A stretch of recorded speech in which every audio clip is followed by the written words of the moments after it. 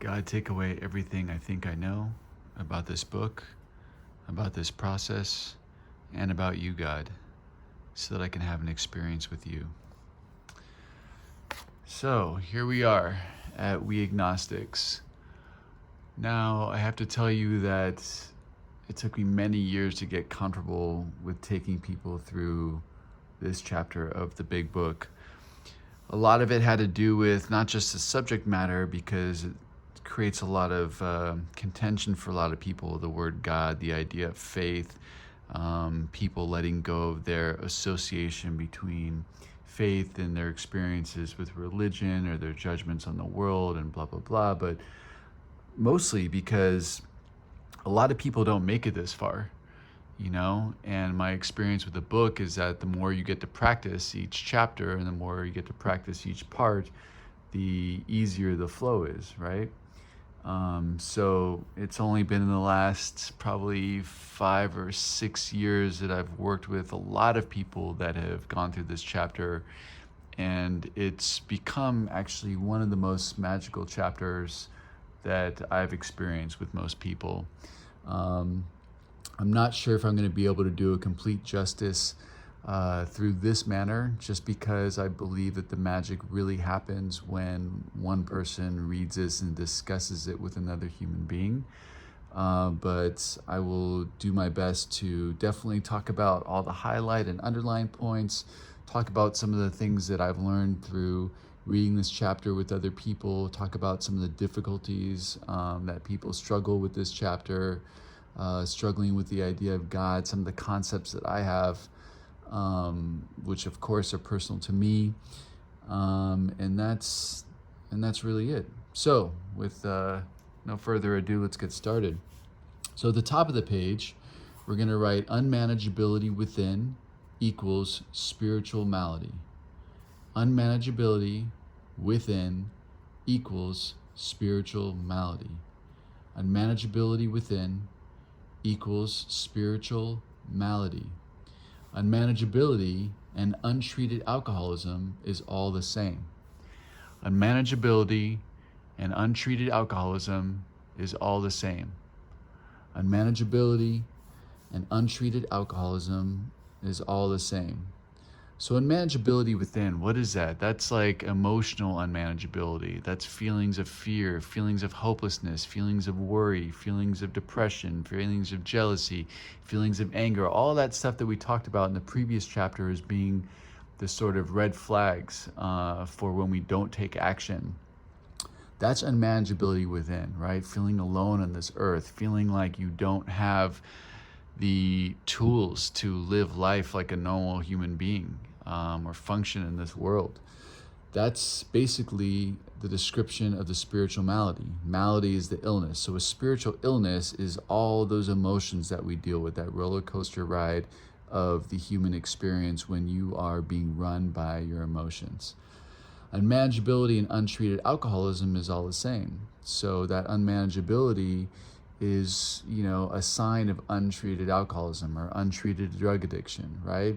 And definitely all the actions that we take based on those feelings definitely are signs of untreated alcoholism and untreated drug addiction. So, when we act out in anger, we act out in jealousy, not just picking up, but how we treat the people around us. When we act out on our greed, when we act out on our fears, when we, all that stuff, those things that basically antisocial behavior, like that's all basically what untreated alcoholism, untreated addiction is. So that's the first thing that we write.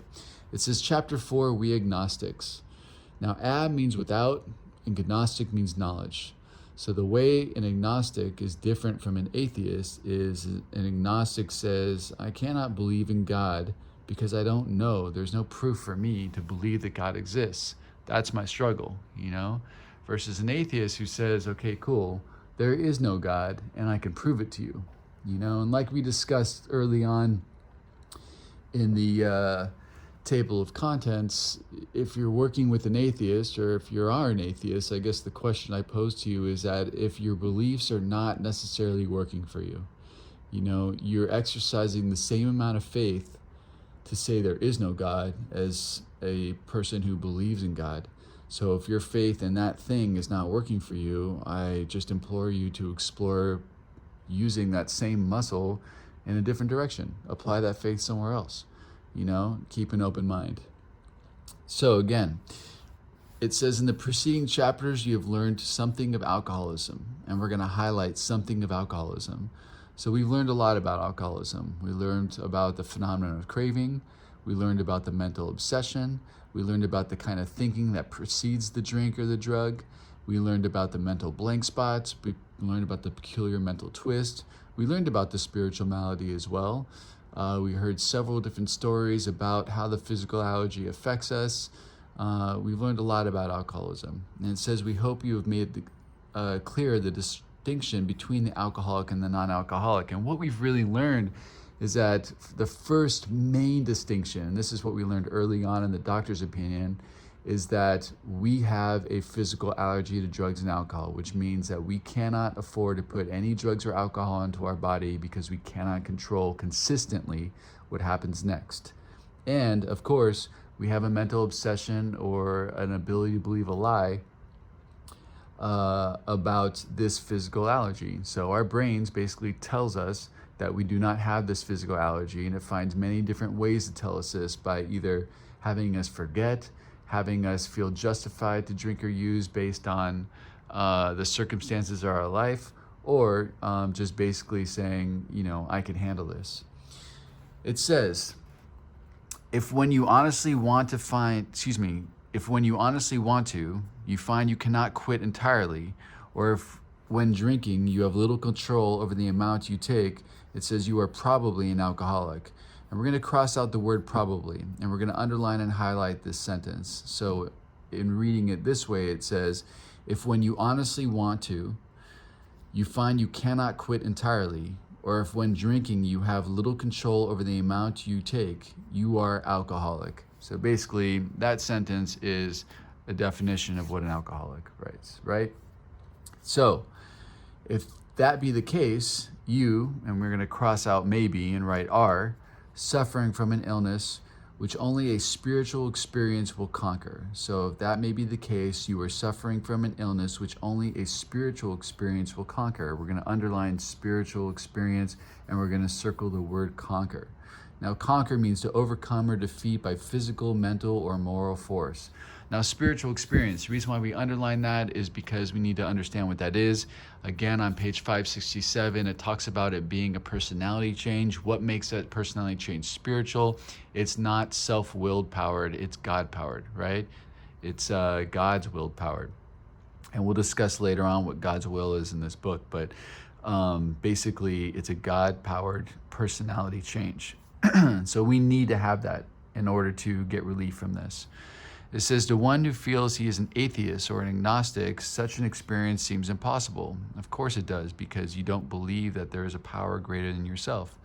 But to continue as he is means disaster. And we're going to underline, but to continue as he is means disaster, and circle means disaster. So this is step one, right? Step one is saying, okay, cool. Maybe I can't believe, maybe I don't believe, maybe I can prove that what you're telling me is not true, but my life is shit. I see that it's going into the shitter even deeper. And, the bottom line is that I know for me, I am personally powerless. I've exhausted all the options of trying to exert my own personal power. I don't know what else to do here. I'm backed up against a wall, right? So that is our motivation to be open-minded. It says, especially if he's an alcoholic of the hopeless variety. So that's why we wrote step one here. It's really admitting that. That's the motivation. Step one is the motivation for step two. Step two is being open-minded enough to come to believe that something outside of you can help restore you to sanity. But you need to know that you're insane first. And you need to know that you, in and of your own powerful devices, cannot do it by yourself, right? It says to be doomed to an alcoholic death or to live on a spiritual basis are not always easy alternatives to face. And we're going to highlight that. To be doomed to an alcoholic death or to live on a spiritual basis are not always easy alternatives to face. So we're going to write step two there. And step two is really highlighting the choice that we have now, the hope, right? And the hope is that there is a spiritual basis that we can live by to combat this inevitable alcoholic death that we're going to, experience if we don't do anything about it, right? So there is a spiritual life. There is a spiritual solution. It says, but it isn't so difficult. About half our original fellowship were of exactly that type. So basically you're saying, don't trip. If you're agnostic, don't trip. It's all good. If you're an atheist even, don't trip. It's cool. If you hate God, if you're like, fuck you, God, how can you do this? How is this world so messed up? It's cool. Don't trip. It's all good. So many of us came in like that. And it's just about redefining what that God thing is to you, right? And we'll talk about that later too. At first, some of us tried to avoid the issue, hoping against hope. We were not true alcoholics. Hoping against hope. Now, what does that mean, okay? So the hope comes from, okay, cool. There might be a loving God out there that wants the best for me, is taking care of me, and is, forgiving me and loving me no matter what. Okay, that is the hope. That is the hope that I am clinging to, right? That is the hope that I am choosing to believe in today. Now, an atheist or an agnostic who doesn't want to basically deal with this issue or be open-minded to it is hoping against that hope. And that's what they're talking about, right? The one hope that we have is that there's something greater than ourselves. And that's basically only after you've acknowledged that you and of yourself can't do it on your own, right? It says, but after a while, we had to face the fact that we must find a spiritual basis of life or else. And we're going to circle must, and we're going to highlight this sentence. But after a while, we've had to face the fact that we must find a spiritual basis of life or else. So the book is not mincing any words here. The terms are very clear. We have to find a spiritual basis of life, okay? What does that mean? We're going to discuss that. It says, perhaps it's going to be that way with you. But cheer up. Something like half of us thought we were atheists or agnostics. Our experience shows that you need not be disconcerted or upset, right? So all they're saying is right now, you don't have to be upset. This is not the end of the world. Just keep an open mind. Let's read this chapter and figure it out. It says, if a mere code of morals or a better philosophy of life were sufficient to overcome alcoholism, many of us would have recovered long ago. And we're going to highlight this, and we're going to circle morals. If a mere code of morals or a better philosophy of life were sufficient to overcome alcoholism, many of us would have recovered long ago. Now, I can relate to this. There's some people that can probably relate to this because maybe before they found Alcoholics Anonymous or Narcotics Anonymous or whatever anonymous, they went to church or temple, or they prayed, or they meditated, or went to yoga and did a bunch of stuff, but it didn't treat their alcoholism or drug addiction, right? For me, it was like I went to jail for my second time, and I was introduced to this book called Way of the Peaceful Warrior by Dan Millman. Awesome book, right? And it had so many different sort of examples of how to live in the present, how to live in the now, and different teachings in there about living life on a spiritual basis and blah, blah, blah. And I really absorbed that book. I mean, I read it probably a few times over during that time in jail, and I had nothing else going on. So, I mean, I took notes, I was into it, like I really was trying to pay attention to it, and it was really my escape from my situation there. But when I got out of jail, really applying those principles and those philosophies and that moral code to my life was impossible for me. I had no program of action. I didn't know how to do it. It just wasn't enough to keep me recovered, and I hit an even deeper bottom after I got released that time until I got arrested again. It says, but we found that such codes and philosophies did not save us, no matter how much we tried, and I did try. We could wish to be moral. We could wish to be philosophically comforted, in fact. We could will these things with all our might, but the needed power wasn't there. I just couldn't do it. I couldn't keep myself under self-control. It just was not happening. It says our human resources as marshaled by the will. Marshaled means directed by the will or brought together by the will, and the will is our thinking. Were not sufficient. It wasn't enough. It says they failed utterly, and we're going to highlight this. Our human resources as marshaled by the will were not sufficient. They failed utterly. And so that's really something that we need to be able to admit. And then here's the next sentence. Lack of power was our dilemma. Okay? And that is our dilemma. We're going to underline and highlight that.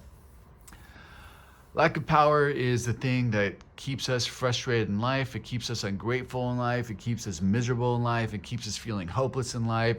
It's where things are not working out our way. We can't make them work out our way, not just externally, but internally as well.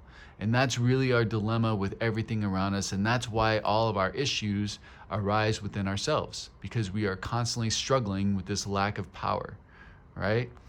It says we had to, circle had to, find a power by which we could live. And I want to go back to this 1 second. So this lack of power has to do also with controlling others. So if you think that your life is in a shitter because everyone around you sucks, then it's still your lack of power that's the issue, because you can't control them and make them not suck, right? Okay, cool. Sorry.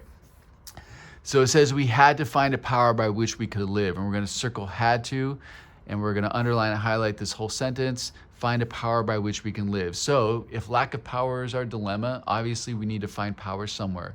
And it said, and it had to be a power greater than ourselves. Circle had to be an underlying power greater than ourselves and highlight that. So again, if the power is not within, then we need to find it outside of us, right? Initially. Now, there's a paradox to what I'm saying right now, because if we go back to what we talked about before, if I really understand who I am, I, the light of God, my spirit will be joyful at all times. And then also what they've talked about,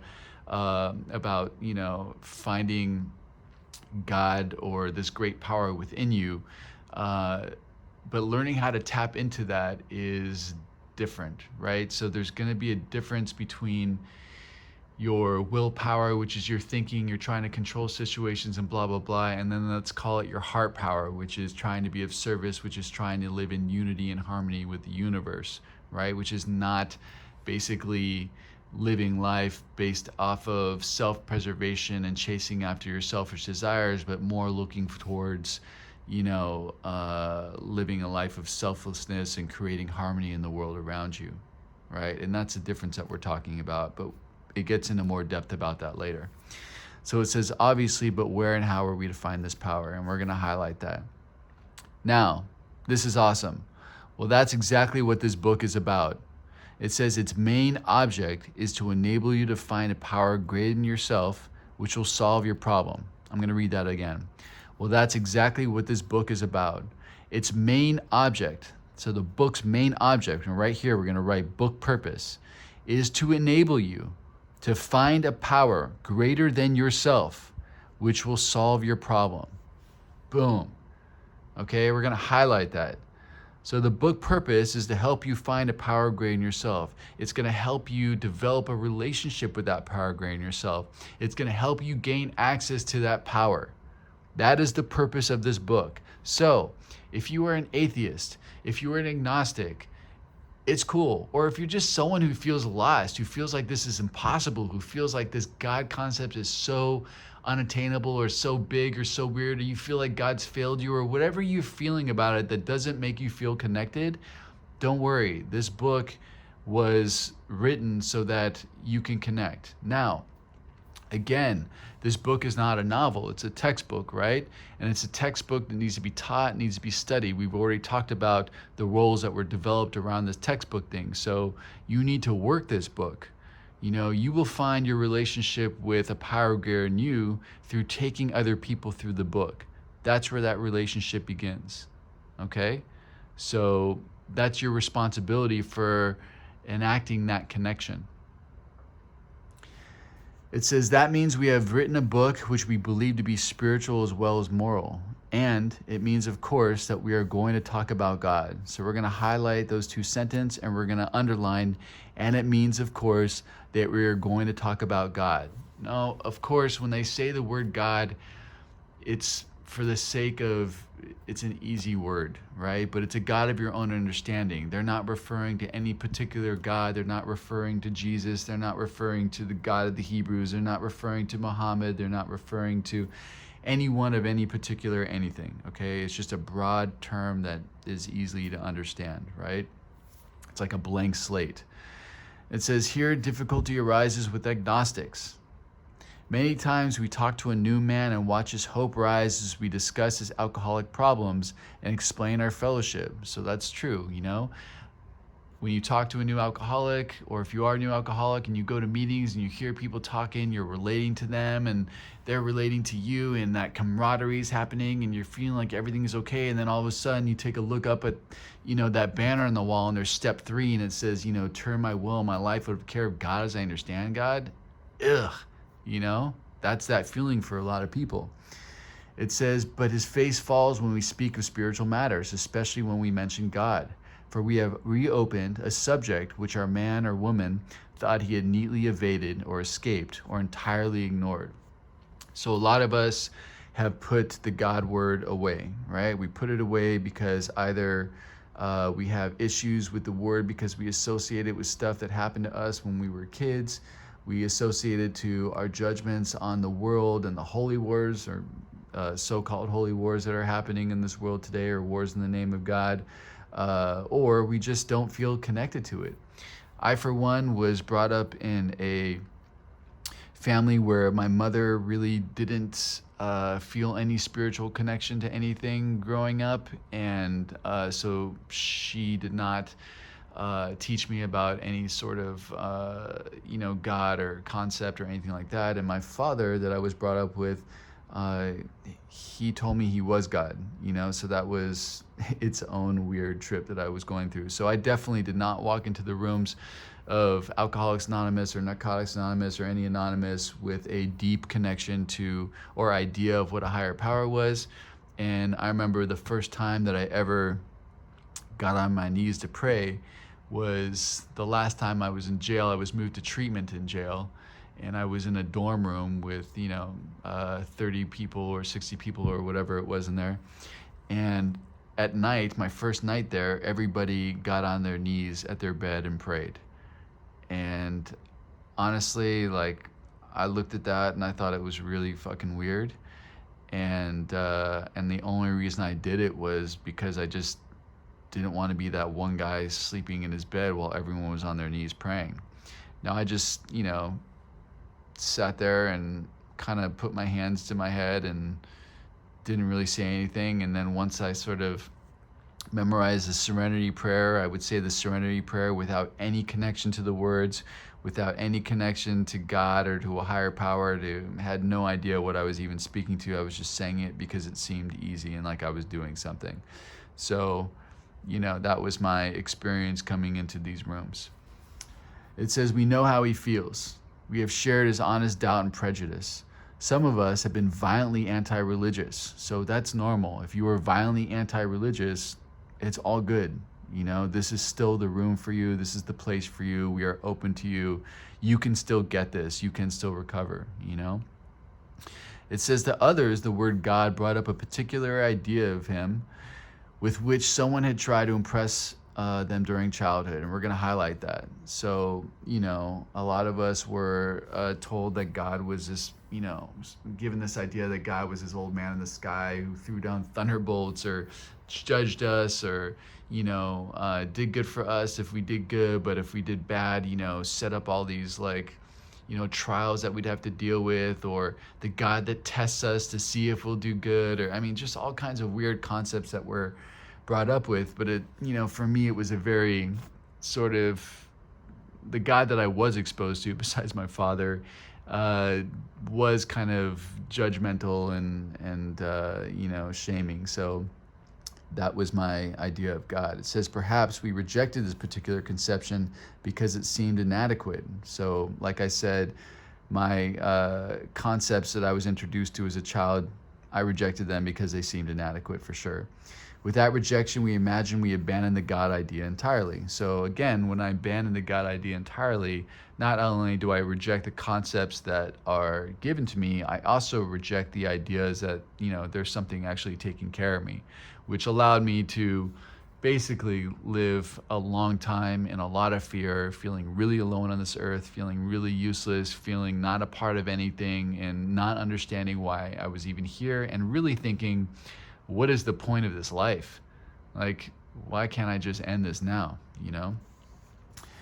It says, we were bothered with the thought that faith and dependence upon a power beyond ourselves was somewhat weak, even cowardly. I definitely thought this. I definitely believed that, people created this idea of God just when they were hopeless in situations, that were dire. Like, I was raised Jewish, so, the Holocaust was definitely brought up in my household plenty of times, hashtag never forget. And, I just thought that, like, I could see that as an experience where, like, people had to, create this thing because they were in a state of weakness, but really they were just depending on something because they were so pathetic and in such a pathetic situation and in such a sad situation that they had to do something just to find some hope, and that was really sort of my concept of it. And the other flip side of that was that, the powerful people, which created a God to strike fear into the weak people so they can control them. So that's basically what I was thinking. Either way, it was not a human being who was depending upon himself, therefore weak and therefore cowardly. It says, we looked upon this world of warring individuals, warring theological systems, and inexplicable calamity with deep skepticism. We looked askance mean doubtfully, and many individuals who claim to be godly. So again, I did the same thing. I was like, if God is so great, why are people fighting over it? How can it be spirituality when people, are fighting in the name of God? Is that what God wants? Does God want people to kill people?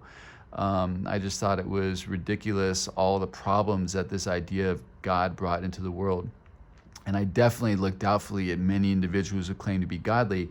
I just saw all these like evangelists out there just, basically stealing money from people who were poorer than them, to just, buy Rolls Royces and Bentleys and stuff like that, and really had no commitment to living a godly life. It says, how could a supreme being have anything to do with it all? So basically, how can God accept and live with all this stuff? Like, it's crazy.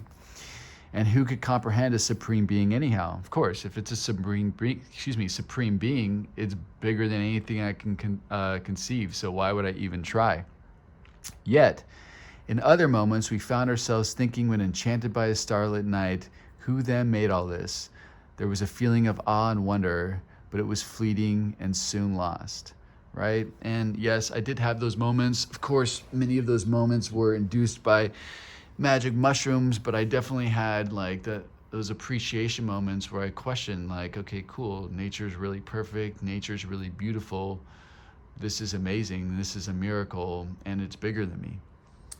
It says, yes, we of agnostic temperament means type of character, have had these thoughts and experiences. Let us make haste, or let's hurry up to reassure you. We found that as soon as we were able to lay aside prejudice and express even a willingness to believe in a power greater than ourselves, we commenced to get results, even though it was impossible for any of us to fully define or comprehend that power which is God. And we're going to highlight that. It says, we found that as soon as we were able to lay aside prejudice, okay, so that means that we just need to lay aside any sort of preconceived notion of what we think any of this is, and express a willingness to believe in a power greater than ourselves, we commenced to get results, even though it was impossible for any of us to fully define or comprehend that power, which is God.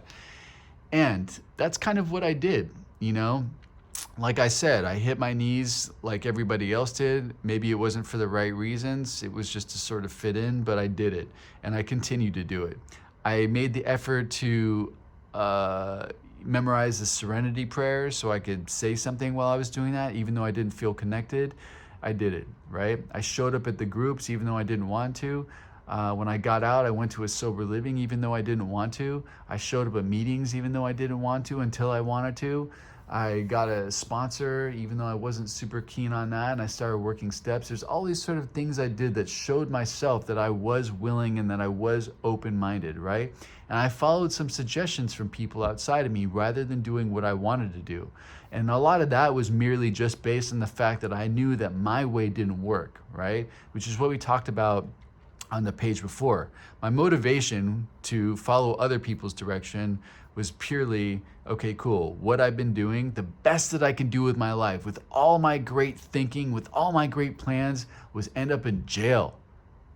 That's the absolute best I could do, you know? So I might as well run my thinking and my plans by other people around me and try to follow what they do, you know? Follow their suggestion. At least if my life gets messed up then, it's not my fault. You know what I mean? I can blame that shit on them. So that's kind of where I was at with that, right? It says, much to our relief, we discovered we did not need to consider another conceptions of God. And we're going to highlight that. So you do not have to consider anybody else's conception of God, including mine, okay? All I ask of you is to pick a God that works for you and that makes logical sense. If the God that you already have is working for you, awesome. If the God that is associated with some sort of religion works for you, awesome. If a God that you totally made up and has nothing to do with anything, awesome. For me, I keep it very simple. I want to feel comfortable in this life. I want to feel happy in this life. I want to feel taken care of in this life, right? And I want to feel free in this life. So I picked and constructed a God that I am choosing to connect to that leads me onto that path. And that God is very simple. It's some God or some power that loves me, wants the best for me, and is taking care of me no matter what. I believe that God is within me. I believe that God is within every single being and every single situation that's around me. And I believe that my way to connect to God is to be of service to every single situation and every single person around me in each moment that presents itself to me. And the sort of validating feeling that I get from working with other people is, you know, the thing that sort of supports that concept. You know, every time I work with another human being, every time I'm of service, every time that I'm kind to another human being, I feel good. And I'm talking about kindness without expectation of reciprocation, you know, kindness for the sake of kindness. I feel good. You know, I feel powerful. I feel indestructible. I feel like I can do anything, and I feel like I'm taken care of, you know. And when I'm not doing that, when I'm feeling angry, when I treat people like shit around me, that's when fear creeps in. That's where I try to manage things. That's where I feel guilty. That's where I feel like less of a person. That's where I start doubting my usefulness on this earth. So really, it's just about that concept working for me, right? It says our own conception, however inadequate, was sufficient to make the approach and to effect a contact with him. And again, this concept of mine has happened over time, right? It's happened over time, and it's definitely been solidified over time with working the program, which is giving me the feeling that I discussed, but it wasn't like that immediately. So in the beginning, it was just a willingness to do things that I haven't tried before and to keep an open mind through that process. It says, as soon as we admitted the possible existence of a creative intelligence, a spirit of the universe underlying the totality of things, we began to be possessed of a new sense of power and direction, provided we took other simple steps. We found that God does not make too hard terms with those who seek God. And we're going to circle all of that, and we're going to highlight it, right? So if you just have an open mind, if you just, you know, are willing to follow a few simple things, your relationship with this power greater than yourself or God of your understanding or whatever you want to call that thing is not going to be that difficult to attain. It's going to happen, okay? Now, this idea of a spirit of the universe underlying the totality of things. It's funny, I was on a plane. I was going from one city to a next DJing for NASCAR. And I remember I sat down on my seat and all was good. I had an empty seat next to me, I think, and everything was cool. And there was a lady that came back and she wanted to sit next to her boyfriend, who I guess I was sitting next to. And I thought, okay, cool, I'm gonna be kind. And I'm gonna be like, yeah, it sounds great. She's like, I have a same seat up in the front, you can have that. I was like, great. So I went to go and sit down in that seat that she had, and it was in between these two really, really, really, really large men. And and I just thought to myself, I hate this fucking lady. Why did I give up that seat where I was comfortable for her? And I sat down in between these guys, and I thought that I was going to be totally miserable. And then I remembered this, I remembered my concept of God, and I remembered about being a blessing, So instead of sitting and stewing and being totally miserable, I decided to say hi to the guy next to me. I said hi to him, and we wound up talking. And it wound up that he, deals with quantum physics and, basically tours the country talking about quantum physics and the science behind it, and actually started a program in America where he picks like the top minority students in the quantum physics community and, educates them and does this whole thing and blah, blah, blah. So anyway, in this conversation that we had, I, just thought, okay, cool, this dude is a real sciencey guy. I'm wondering what his concepts of spirituality are going to be. And so I asked him, what do you think of this idea of God?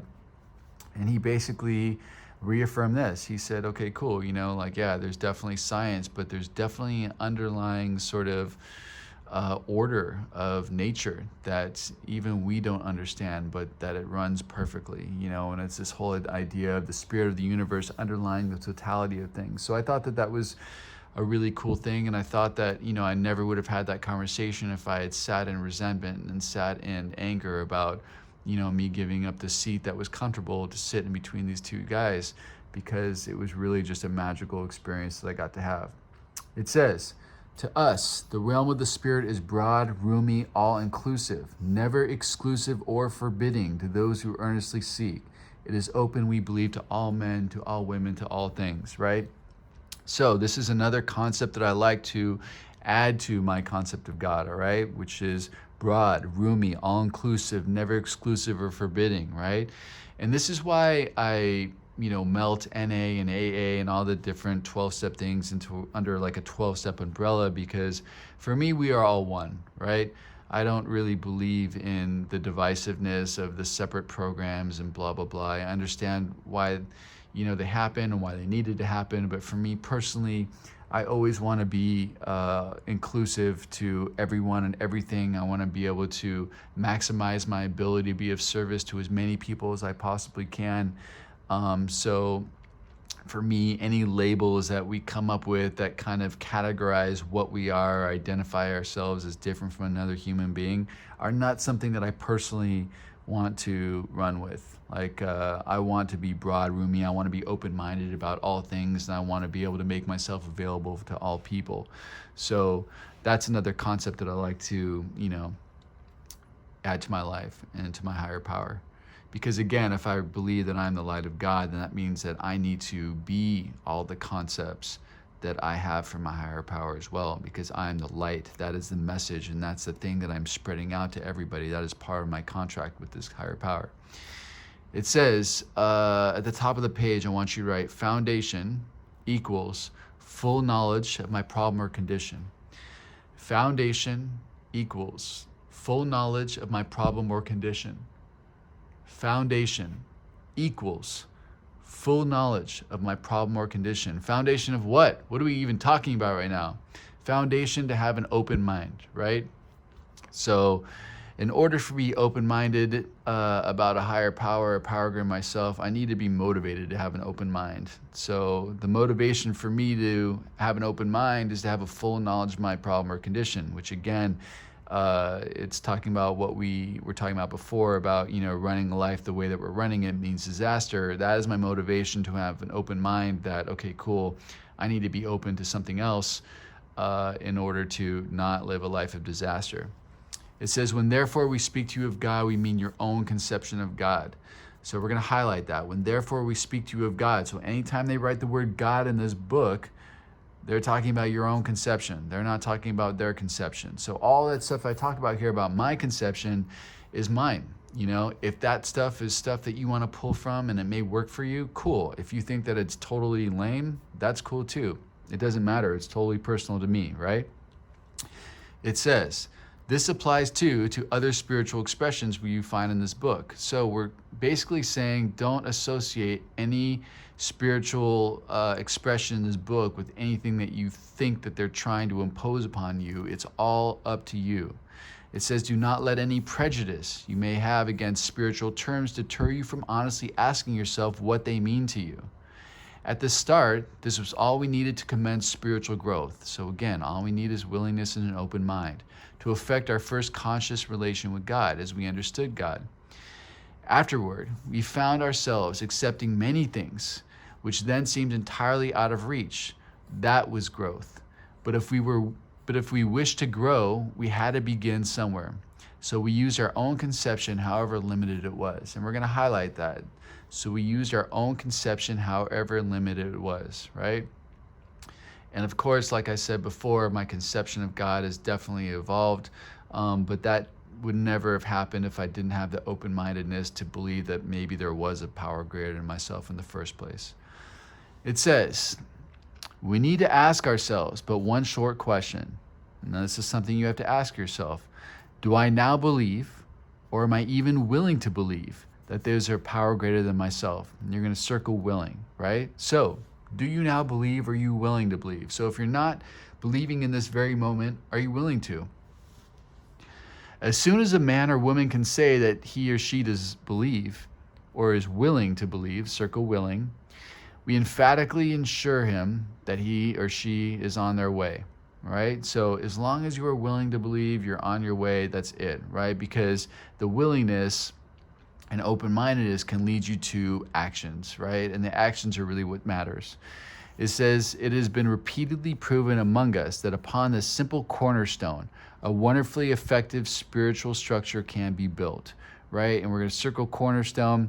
It's a stone at a corner of a building, which is often used for holding historical information back in the day, right? And so the metaphor is kind of saying, like, it's been proven throughout history that all you need is willingness and an open mind to create a effective spiritual structure, okay, for yourself. And we're going to highlight this whole paragraph. It says, that was great news to us, for we had assumed we could not make use of spiritual principles unless we accepted many things on faith. And we're going to highlight the word faith, which seemed difficult to believe, okay? So you don't have to be someone who's willing right at this very moment to take all these crazy leaps of faith. Your faith will grow through this process, so don't trip. Again, all you need is a willingness and open-mindedness. It says, when people presented us with spiritual approaches, how frequently do we all say, I wish I had what that person has. I'm sure it would work if I could only believe as they believe, but I cannot accept as surely true the many articles of faith which are so plain to them. So I definitely had experiences with that growing up, where every once in a while someone would come into my life that just seemed like they had it together, that just seemed like they flowed through life with ease, and were kind of like, oh yeah, everything's cool, blah, blah, blah, I love life, I feel so connected to the universe, and blah, blah, blah. And I just would listen to them and be like, man, that's awesome for you. I can't relate. So it says, it was comforting to learn that we commence on a simpler level, because that seemed really attainable. By the way, we're going to highlight that sentence. It seems so unattainable to be at that place where these people were at who seemed to have it all together. So it was nice when I read this, and was like, okay, cool. You don't have to have it all together. You don't have to feel totally comfortable in your own skin. You don't have to feel taken care of all the time, or like feel connected to, the power of the universe or nature all the time. Like, that's not what this is about. This is about growing into that, if that's what you want in the first place. But, it's just about being open-minded and willing. It says, besides a seeming inability to accept much on faith, we often found ourselves handicapped. Ooh, so some stuff is going to get in our way, right? By obstinacy, sensitiveness, and unreasoning prejudice. We're going to circle handicapped. So they're talking about three different things. Two of them are kind of the same, that are getting in the way of our ability to connect spiritually, right? The first one is obstinacy. And that means inflexible, self-willed resistance. We're going to circle obstinacy, which is very similar to the third one, which is unreasoning prejudice. The reason why I wrote page 568 right here, let's switch there, blah, blah, blah, over unreasoning prejudice is because of the Herbert Spencer line. It says, there is a principle which is bar against all information, which is proof against all arguments, and which cannot fail to keep a man in everlasting ignorance. The principle is contempt prior to investigation, right? So that is, of course, unreasoning prejudice, right? But the third thing, or the middle one, is sensitiveness. And I think this is really important to take a look at, especially in today's society, because sensitiveness can get in the way of your spirituality, right? And we are in a world today where this idea of honoring our feelings is really important, or standing up for what we feel is right is so important, or to kind of like, you know, label ourselves based off of feelings, you know, diagnose ourselves based off of feelings. And sensitiveness is a problem because, you know, it's definitely something that will test our faith. You know, if we are depressed all the time, if we think that people are out to get us all the time, if we are, you know, sitting in jealousy all the time, if we are in worry all the time, if we, you know, think that people are bullying us all the time, and that's the way we're living, you know, then yeah, nothing's taking care of us. You know, we are alone. We have to fend for ourselves, you know? So being overly sensitive is not in our favor.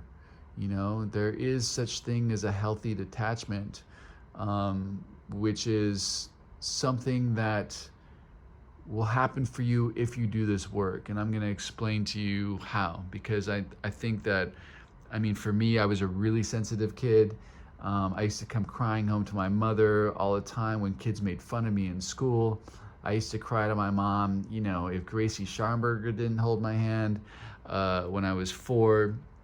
You know, I changed schools a bunch of times because I was oversensitive. My feelings just got hurt left and right, right? And you know, I never thought that I was going to get to a place, even after I got sober, I was like seeking so much validation from the people around me, wanting people to like me and being really sensitive if they didn't, and blah, blah, blah. I thought that there was no way out of sensitiveness, you know? And then once I started working in treatment and being around a bunch of therapists who were like, you know, trying to honor sensitiveness, but, you know, feeling like it wasn't working for me, it was just a mess and really confusing. So here's how the book helped me with sensitiveness. So I worked with a lot of people, right? I've taken so many people through the book. And through that process, when I first started working with people, yeah, there's like a little bit of an expectation about whether or not they're going to work with other people, or whether or not they're going to follow the direction of the book, or whether or not they're going to show up, you know, or continue on. Now, a lot of people did not continue on. A lot of people didn't follow direction. A lot of people, you know, didn't show up. A lot of people, you know, didn't work with other people. Some people died. All kinds of things happened, right? But in doing that and having that experience over and over again, it slowly helped me let go of the expectation of what other people did around me. It slowly allowed me to just focus on living my own personal purpose and not worry about what other people around me are doing, you know? And that really cut at my sensitiveness, or my attachment to outcomes, my attachment to humans, my attachment to, you know, relationships in that way where I was trying to control them or having expectations on them, instead of just supporting and loving people unconditionally as they're presented to me in each moment, right? And that happened over time and after working with a lot of people. So it's definitely that self-centered sensitiveness that, you know, I make things all about me and my feelings are important, and how you see me is important, if you respect me is important, and blah, blah, blah. That's been, you know, just gone to the point where it's like, okay, cool, none of that really matters. What matters is, how can I help you? How can I bless you? You know, what can I do for you? How can I better your life today? Because I know that when I do that, I'm taken care of. that allows me to feel connected to my power. And my connection is really, I'm trying to connect to my power. I'm not trying to connect to you personally. You know what I mean? So that's what I'm doing here on this earth. I want to be filled with power so I can construct whatever life that I want for myself, you know? So that's the aspect of sensitiveness. That's how it messes with our life. And that's basically the solution to kind of start weaning your way out of your own personal feelings if they're not working for you. Many of us have been so touchy that even casual reference to spiritual things made us bristle with antagonism. Bristle means agitated, antagonism means opposition. So ask yourself, are you that person that if you hear the word God just freaks out and gives you like goosebumps? Or if you hear, the word Christianity, automatically you get resentful and think of like whatever you think about? Or if you hear Islam, you associate that with whatever negativity you associate that with. So think about if you're that person who's so touchy about that stuff, and how your thoughts and how your conceptions of these, religious ideas or spiritual concepts actually has a negative power over you. It says this sort of thinking had to be, circle had to be, it's necessary, it's not, this is direction here, right? It has to be abandoned. We have to let that thinking go. Okay, we have to be open-minded. None of that stuff is going to work for you, because basically this whole idea is like, okay, cool. How can I connect to people? Every human being in your life is an opportunity for you to be a blessing, right? Every situation in your life is an opportunity for you to be a blessing. If you were holding on to prejudice against any being or any concept or whatever, you were basically like getting in your own way of living your divine purpose to be a blessing in the experience around you, right? And that means that you're getting in your own way of developing a relationship and having access to whatever power that you create, right? So you need to let that go. Otherwise you will be perpetually in fear. You'll be perpetually in a place of not feeling taken care of, not loved, not whatever. It says, so some of us resisted. We found no great difficulty in casting aside such feelings, right? Faced with alcoholic destruction, again, the great motivator. Highlight that sentence. So alcoholic destruction, this is the thing. We soon became as open-minded on spiritual matters as we had tried to be on other questions. In this respect, alcohol was the great persuader. It finally beat us into a state of reasonableness. Sometimes this was a tedious process, so sometimes we have to relapse over and over. Sometimes people have to die. Sometimes we're just sitting in meetings and we're struggling with these concepts and hating everybody around us. It says we hope no one else will be prejudiced as long as some of us were. So we hope that you don't have to go through that. Just have an open mind, right? You don't have to make any decisions about what you believe in exactly at this moment. Just have an open mind that there's something greater than you, right? So we're going to highlight all of that. Okay? It says the reader may still ask why he should believe in a power greater than themselves. We think there are good reasons. Let's have a look at them. It says the practical individual of today is a stickler for facts and results. Nevertheless, the 20th century readily accepts theories of all kinds, provided they are firmly grounded in fact. We have numerous theories, for example, about electricity. Everybody believes them without a murmur of a doubt. Why this ready acceptance? Simply because it is impossible to explain what we see, feel, direct, and use without a reasonable assumption as a starting point. So we have these assumptions, right? So I always like to use this sort of, light switch thing, right? And it's the idea of faith, okay? And separate faith from religion, just faith as an action, right? I have faith, right? So I personally, some of you guys are electricians out there, so this is not going to be a great example for you. But for me personally, I'm not an electrician. I don't know much about electricity. So every time that I turn it on and off a switch, I have faith that the lights go off or the lights go on, right? I believe that's going to happen. And I believe that if it doesn't work, I just need to change a light bulb, right?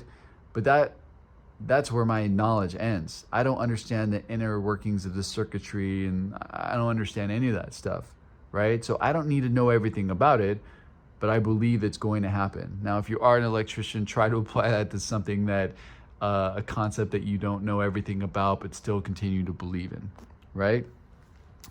It says, everybody nowadays believes in scores of assumptions for which there is good evidence, but no perfect visual proof. So this is speaking to the people that don't believe in God or can't believe in God because they cannot see God, right? It says, and does not this science demonstrate that visual proof is the weakest proof? So what the book is saying is like, okay, cool. Even stuff that you can see doesn't mean that that's what it is. It says it is being constantly revealed as mankind studies the material world that outward appearances are not inward reality at all. To illustrate, okay? So they're going to give you an example of what I just talked about.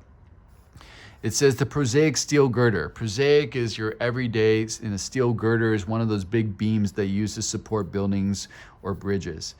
So it says this prosaic steel girder is a mass of electrons whirling around each other at incredible speed. Okay? That's what's actually happening. Now, what we see and what we touch is this solid steel thing that, we believe can support giant skyscrapers and bridges, and it does, right? But it's not solid. So what we're seeing and what we can actually feel doesn't really matter because it's not necessarily truth. So to put your stock in belief in God based on the fact that you cannot see God and cannot feel God, the book is suggesting that that is meaningless because even what you can see and feel and how your brain interprets that might not necessarily be true.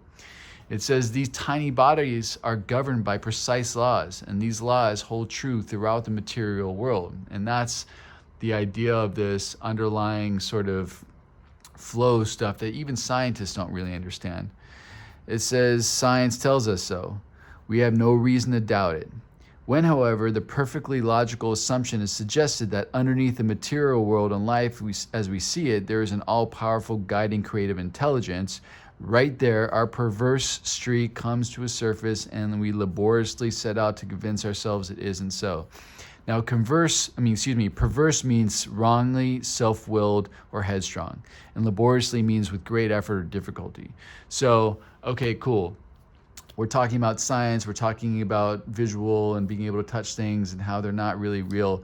And we're talking about this sort of guiding thing that, keeps nature in line and keeps the flow going. But as soon as we talk about, there's being something that's working for human beings in that matter, we are just over it. We don't want to hear anything about it.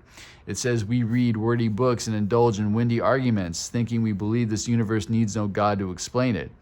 Were our contentions or beliefs true, it would follow that life originated out of nothing, means nothing, and proceeds nowhere. Now think about it. I mean, if there really is no God, if there really is no power greater than ourselves, if there really is no universal order to anything, then really what is the point?